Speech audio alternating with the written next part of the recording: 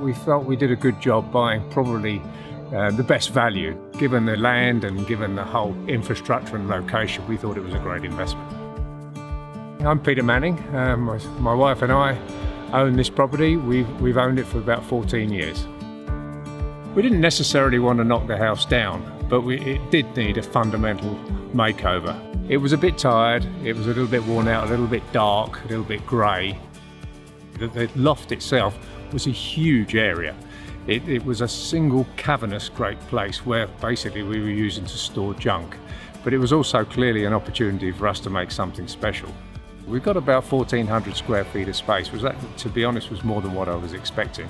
It allowed us to put in 2 standalone suites, bedroom suites, each with their own bathroom, each with their own dressing room as well.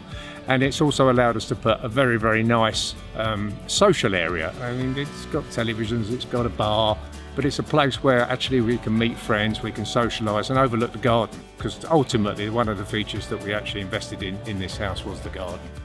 So it's allowed us to have another aspect on the garden that we didn't even know actually existed. Well, from consultation right away through to the end result, it probably took about 4 years. And we lived in the property for 2 years before we started the work. The work itself took about 2 years to complete.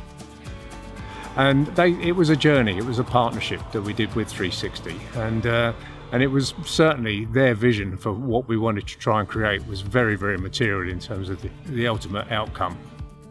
What we didn't really understand was how big a job it was going to be, but also what the ultimate outcome could be. It couldn't have been better from our perspective.